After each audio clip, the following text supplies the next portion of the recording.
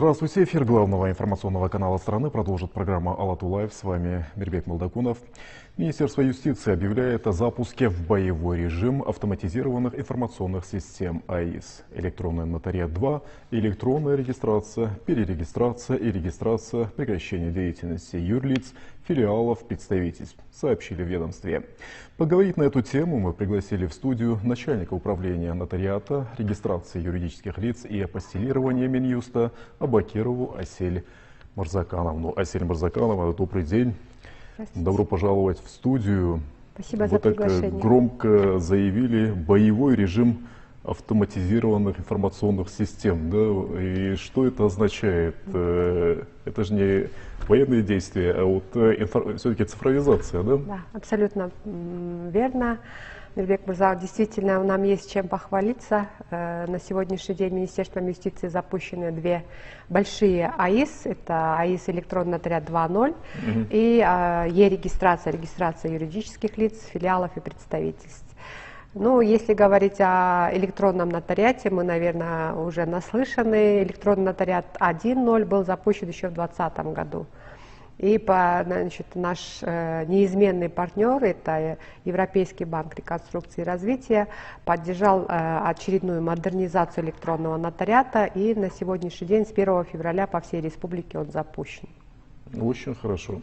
И что это означает? Вот вы сказали, электронный нотариат 0.1, да, вот потом вы уже переходите уже на другой уровень, да, 0.2, и какие функции добавляются, какие возможности для наших граждан, да, электронно обращаться, потому что у нас в стране идет активный процесс цифровизации, да?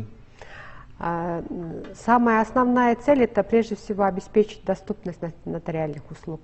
В большинстве случаев мы, наверное, все госорганы должны стремиться к тому, чтобы те услуги, которые мы оказывали, они были доступны. И прежде чем разрабатывать, допустим, техническое задание на разработку электронного нотариата 2.0, мы, наверное, исходили прежде всего с этой точки зрения.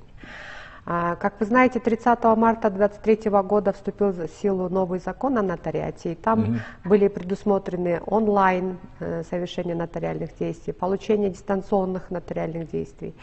И, естественно, для того, чтобы все это реализовать, мы разрабатывали техническое задание, и на сегодняшний день вот этот первый этап модернизации 2.0 уже вступил в силу. Но прежде всего необходимо сказать, что мы разработали личный кабинет заявителя. Для чего он сделан? Дело в том, что больше всего мы сталкиваемся с тем, что люди идут к нотариусу и не хотят стоять на очередях. Мы знаем, что сейчас время — деньги, скажем так. И поэтому на сегодняшний момент любой человек может открыть личный кабинет в электронном нотариате через электронную цифровую подпись и дистантно обращаться к нотариусу. Допустим, я хочу доверенность, и нотариус определяет время, когда он может прийти, просто подписать и забрать эту доверенность. Это экономия времени, денег и так далее. Поэтому я вот, пользуясь вашим эфиром, наверное, хотела бы призвать всех наших граждан открыть свой личный кабинет, и все нотариальные действия, которые он будет совершать, они будут сохраняться его в личном кабинете. Сейчас через приложение, мобильное приложение Түндүк, все доверенности, которые выдавал человек, они тоже его в личном кабинете будут сохраняться. И не надо будет доверенность куда-то носить, он может через Түндүк его показать. Следующее — это то, что мы реализовали, это, наверное, направлено прежде всего на то, чтобы избежать каких-то судебных споров, обеспечить прозрачность и чистоту сделки. Это связано с тем, что мы вводим биометрическую идентификацию не только нотариуса, но и лиц, обратившихся. Что касается нотариусов, вы знаете, что, опять же, очень много было жалоб на то, что нотариусы вовремя не сидят, там оставляют помощников печать, уходят. Естественно, потом эти сделки признавались в суде недействительными, да, это опять же определенные расходы и так далее. Поэтому на сегодняшний день, пока нотариус не пройдет биометрическую идентификацию Face ID, система не присвоит ему уникальный номер. Дело в том, что раньше какая система была? Все было в бумажном виде, и порядковый номер был 1, 2, 3, 4. То есть утром нотариус приходил, один раз показывался, вечером ее закрывал и уходил. А сейчас система не присвоит этот уникальный номер, пока нотариус при каждой сделке не пройдет идентификацию. Это вот сделано опять же для того, чтобы вот эти коррупционные проявления снизить до нуля. И следующее, там, как вы знаете, электронный нотариат — это единственная АИС, наверное, первая АИС, будем говорить, которая получила доступ к биометрическим данным граждан. Это отпечатки пальцев и Face ID. На сегодняшний день идет апробирование. Надеемся, что с 19 марта мы начнем по городу Бишкек уже через сканер отпечатков пальцев уже идентифицировать лиц обратившихся. Опять же, не секрет, что очень часто подделывают чьи-то подписи. Да? Очень часто в суде происходит так, что человек говорит: я не приходил, я паспорт потерял в свое время, а кто-то воспользовался моим паспортом и выдал доверенность. Чтобы, опять же, эти случаи исключить, человек, который обращается, он должен будет пройти биометрическую идентификацию. Более того, мы сейчас установили всем нотариусам видеокамеры, и сделки, связанные с отчуждением недвижимости и завещания, в обязательном порядке подлежат видеофиксации.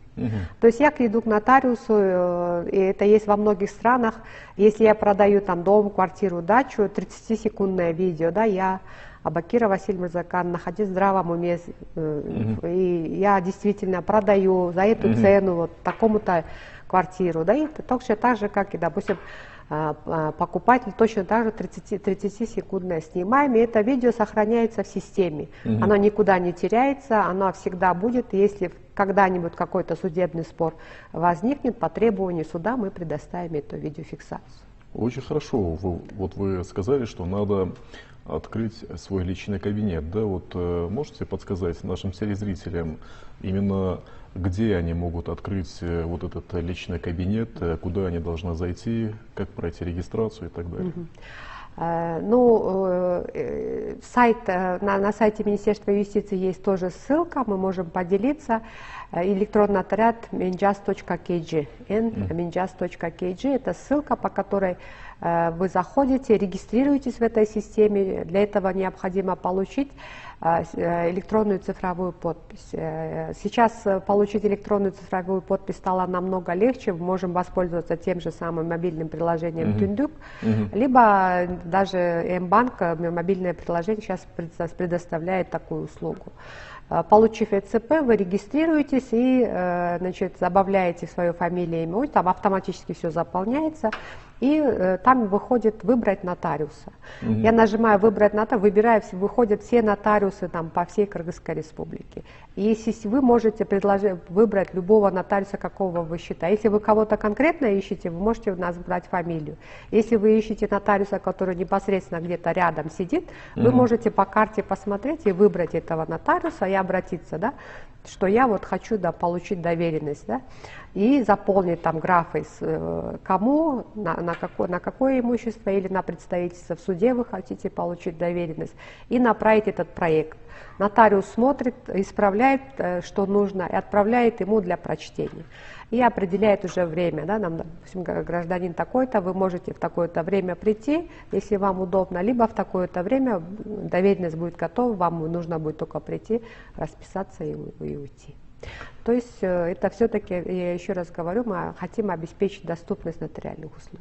Не только доступность, но и искоренить коррупционные элементы, да, потому что цифровизация, биометрические данные позволяют это сделать, да? Да.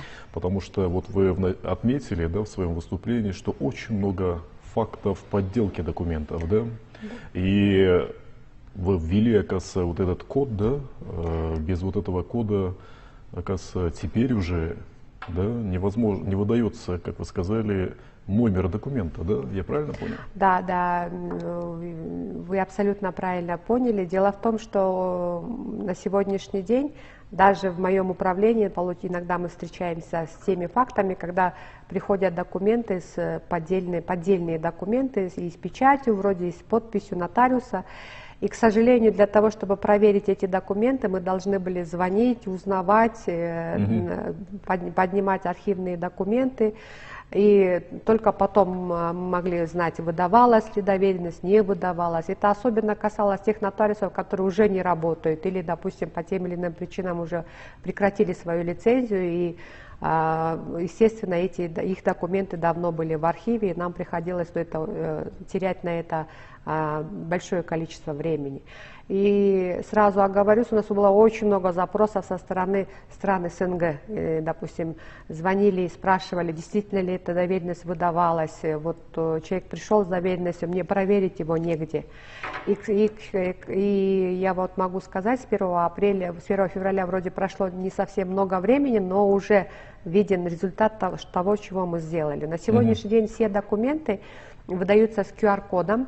Если вы можете навести телефон свой на QR-код, и вы прочитаете, действительный ли документ, не аннулирован ли документ, кто является сторонами этого документа и какой нотариус его удостоверил. Если документ аннулирован, там выходит отдельно, что документ на сегодняшний день аннулирован.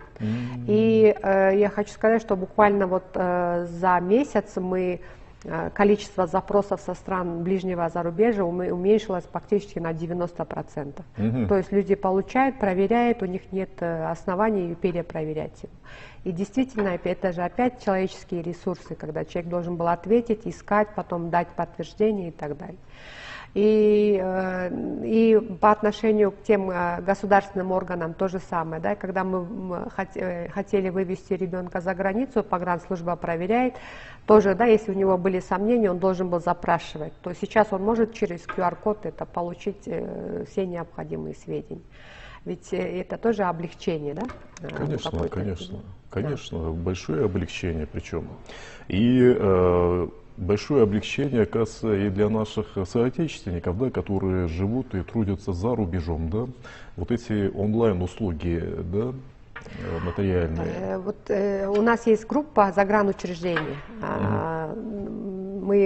Они тоже сейчас пользуются ЕНО-2, и сегодня только загранучреждения Японии, наши коллеги звонили, писали, что в Японии наши граждане живут очень далеко от нашего посольства, да? И им очень невыгодно ехать туда, и это очень далеко, и это очень накладно.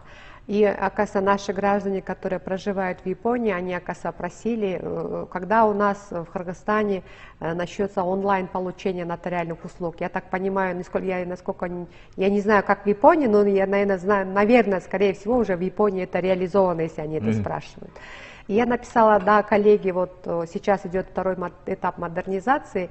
Следующим этапом мы обязательно дадим доступ на получение онлайн-услуги. Значит, в соответствии с законом о нотариате, онлайн нотариальные услуги можно совершить только по сделкам, не связанным с недвижимостью. Пока по этому пути идут все бывшие страны СССР, СНГ на сегодняшний день, потому что когда речь идет о недвижимом имуществе, там большие деньги, мы пока вот к этому, наверное, еще придем со временем. Но все, что по сделкам, которые не связаны с недвижимым имуществом, мы сейчас готовы давать возможность заключать такие сделки онлайн. И, как вы правильно сказали, это, конечно же, наши с вами мигранты, которые находятся за рубежом. Ведь не всем, допустим, те, которые находятся в Российской Федерации, им тоже невыгодно, или они не могут просто поехать в посольство, да, получить какие-то услуги. А получить услуги у местного нотариуса, это довольно-таки очень дорого, если сравнивать с нотариальными услугами в Кыргызстане. Поэтому следующим этапом, вот сейчас начался третий этап, предполагается, что где-то в августе, в сентябре мы начнем третий этап, запустим уже в боевом режиме третий этап, когда наши соотечественники за рубежом, открыв опять же через личный кабинет и так далее, могут эти услуги получить онлайн. Единственное, им нужно опять же получить электронную цифровую подпись, но, как я уже сказала, наши коллеги из Тюндюк большие молодцы, их можно уже получить и ЦП онлайн. Очень хорошо. Вот можете привести примеры, да, вот именно какие услуги они могут получить онлайн? Допустим, не обращаться к российским нотариусам, да, именно к своим отечественным, да? Ну, одной из самых больших проблем, вы, наверное, в средствах массовой информации тоже читали, когда допустим, отец находится на заработках или там на работе где-нибудь за рубежом, и его несовершеннолетний сын не может выехать из Кыргызстана, потому что необходимо получить согласие родителей на его выезд. Это очень частая ситуация, когда получить согласие на вывоз несовершеннолетнего ребенка отец не может или мать не может, находясь за границей. И, наверное, это первая услуга, которую мы хотим реализовать, если, допустим, человек находится за рубежом и это не связано с недвижимостью, то получить онлайн-согласие на выезд ребенка за рубеж он может. Здесь, видите, мы всегда должны при этом помнить о безопасности, чтобы потом не было случаев, что кто-то воспользовался. Да? Поэтому я вот хотела бы обратиться к нашим гражданам, если вы получаете ЭЦП, то, соответственно, доступ к ЭЦП у него должен быть только у него, чтобы не было случаев, чтобы кто-то кому-то передал и кто-то воспользовался его ЭЦП. Но в этом случае мы тоже говорим о том, что даже при онлайн-согласии это будет видеозапись, что он сам, его никто не заставляет, что он действительно сам обращается для получения услуги. Даже наши коллеги из Азербайджана, они одни из первых, кто реализовал электронный нотариат. Вот они сказали, что потратили на эту систему около $1 миллиона. То есть это по странам СНГ, они занимают, у них очень хороший электронный нотариат, они нам его презентовали, действительно есть чему поучиться. И даже они говорят, что по недвижимости мы не спешим. На них недавно приезжал председатель Нотариальной палаты Узбекистана, они тоже говорят, давайте недвижимость подождем, вот с движимыми мы тоже идем к онлайн, дистантные, да. И они... Мирбек Мурза, они удивились, какими темпами Кыргызская республика развивается, когда мы свои цифровые продукты им презентовали, они сказали, буквально там год-полтора назад у вас ничего не было, вы за 1,5 года сделали такой большой шаг вперед, что уже я думаю, что вот к осени мы уже, наверное, по цифровым продуктам даже опередим некоторые страны СНГ. Поэтому я думаю, что в этом большая заслуга наших руководителей, они очень большое внимание оказывают цифровизации. И, скажем так, даже вот получение доступа к биометрической идентификации, это тоже большая заслуга, потому что долгое время это было использовалось только при выборах. И теперь, да, мы решили их использовать. Это тоже очень хорошо и большой прорыв, я считаю. Конечно, это облегчает, да, участь наших граждан, это и борьба с коррупцией, да. Абсолютно. И, как вы выше отметили, наши граждане, находясь за рубежом, да, используя вот эти свои биометрические данные, да, используя все вот эти возможности новейшей технологии, да, могут получать услуги государственные в онлайн-формате. Да. На самом деле у вас очень хорошая новость, и вот второй этап вы уже начали реализовывать, да? И все-таки много ли средств уходит на реализацию этих проектов? Государство финансирует все эти проекты, или вы только опираетесь на международные доноры? Как я уже сказала, основным, конечно, нашим донором является и Европейский банк реконструкции и развития, и при поддержке реализована, разработана и e-регистрация, и электронный нотариат. Но со стороны государства оказывается на сегодняшний день очень хорошая помощь. Как вы знаете, в Кыргызской республике 340 частных нотариусов и 90 государственных. И, по отношению к частным мы каких-то оказывать поддержку им не можем, но по отношению к государству на сегодняшний день для того, чтобы реализовать электронный нотариат, осуществлена закупка специальных видеокамер, объявлен тендер на закупку новых компьютеров, потому что все-таки система должна быть очень хорошая, чтобы ее реализовать. Нами получены вот эти сканеры отпечатков пальцев, на сегодняшний день мы раздадим всем государственным нотариусам по всей республике. И это тоже очень хорошее вливание.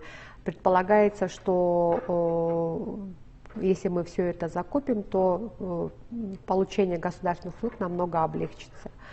Ну а что касается частных нотариусов, конечно, естественно, Мирбек, они сами покупают. В этом смысле государство не может и не должно, я думаю, что оказывать им поддержку. И вы знаете, со стороны частных нотариусов, наверное, они тоже отнеслись к пониманию, потому что нотариусы в большинстве случаев становятся тем слабым звеном, когда если сделку хотят признать недействительной, то значит виноват нотариус, да? Поэтому я бы хотела защитить наших нотариусов, и они тоже понимают, что это биометрическая идентификация лиц, обратившихся, даст им вот эту вот, скажем так, гарантию того, что в последующем суд не будет признавать их сделки недействительными. И люди не будут отказываться от своих подписей, да, и от своих сделок, которые они совершат. И я уверена, что на сегодняшний день, если меня смотрят судьи, они тоже, наверное, согласятся, что это снизит нагрузку судебных органов, потому что, опять же, да, хотят признать сделку недействительной и говорят: я вот ходил к нотариусу, у меня болела голова, я не понимал значения своих действий, или я там находился в нетрезвом состоянии, или меня заставили и так далее. Да? Ну, это, если скажем, классический способ признать сделку. И, конечно же, тогда привлекают нотариуса и говорят: ты не удостоверился в дееспособности лица, обратившегося и так далее. И поэтому я думаю, что вот эти видеозаписи, биометрическая идентификация, она после реализации должна свести к нулю такие случаи, и судебная система вздохнет с облегчением, и нотариусы, и мы вот в конце концов, наверное, добьемся вот этой вот, что сделки, совершенные нотариусом, они исключительно они обеспечивают чистоту и законность любой сделки. Конечно, это и в первую очередь обезопасивает, то есть создает такую безопасную среду и для граждан, да, потому что многие граждане становятся жертвами, да, таких мошенников и так далее. И вот у нас в стране идет активно процесс легализации имущества, да, доходов, и многие на сегодня активно заполняют спецдекларации. Они заполняются только в присутствии, единолично они сами должны, без онлайн каких-то услуг, да? Абсолютно верно. Спецдекларация — это, наверное, такой, скажем так, продукт, который должен быть заполнен только офлайн, скажем так. Как вы знаете, в июне месяце 2023 года был принят закон о декларировании, и на сегодняшний день этот процесс подачи спецдекларации идет очень активно. На сегодняшний день подано более 850 спецдеклараций. Это, я думаю, что это очень хорошее, значит, количество, очень хорошее количество. И, как вы знаете, до июня 2024 года этот процесс будет продолжен. Это связано с тем, что мы хотим, наверное, по большому счету, сделать нашу экономику открытой, чтобы люди перестали скрывать свои финансовые денежные средства, и они влили ее вот, в реальную экономику. В реальную экономику, абсолютно правильно. На сегодняшний день спецдекларацию удостоверить нотариально могут только государственные нотариусы. Вы можете обратиться лично, либо через представителя. Главное, в доверенности должно быть указано, что ваш доверитель имеет право за вас подать специальную декларацию. Она удостоверяется в одном экземпляре. Этот экземпляр вручается непосредственно заявителю, в делах государственной нотариальной конторы он не остается. Естественно, это обеспечивает вот эту вот конфиденциальность, к которой стремятся наши граждане. У нас есть реестр, по которому мы регистрируем, что, допустим, человек подал спецдекларацию, когда подал, да, и его роспись. Это единственные сведения, которые у нас сохраняются. А что написано в самой декларации? Кроме того, если мы, допустим, декларируем недвижимое имущество, мы не требуем правоустанавливающие документы. То есть человек может сказать: я вот хочу задекларировать свою квартиру, там вот такие вот, и написать, да, там какие-то номера идентификационные, да, по адресу и так далее. Но мы, госнотариусы, не имеют права проверять, действительно, кому она принадлежит, там, принадлежит ли ему вообще, не принадлежит и так далее. Здесь государственные нотариусы только удостоверяют подлинность подписи лица, то есть заявителя. Естественно, она требует квитанцию об уплате 50 сомов государственной пошлины и удостоверяет подлинность подписи. И, в принципе, система очень такая облегченная. И я думаю, что если есть у кого-то денежные средства или имущество, которое он не задекларировал, у вас есть еще около 3 месяцев, чтобы сделать это. И я думаю, что это, наверное, первая такая вот компания, которая очень получила такой большой резонанс, скажем так. И мы покажем, я думаю, что очень хорошие результаты. И, конечно же, наш глава государства лично, как вы знаете, конечно, он показал пример, да? Показал подал спецдекларацию и показал, что вот у меня есть там определенное количество денежных средств, имущества, и призвал всех наших бизнесменов, граждан последовать его примеру. Очень хорошо. Давайте на этой ноте завершим нашу программу. К сожалению, время подходит к концу. Позвольте поздравить вас с наступающим праздником, Международным женским днем. Удачи в делах. Такие передовые технологии внедряете в систему. Самое главное, чтобы они служили во благо наших граждан. Спасибо. Спасибо огромное. А я, уважаемые телезрители, напомню, что это была программа «Алату Лайв». В студии работал Мирбек Молдакунов. Я с вами прощаюсь. Всего вам самого доброго. До свидания.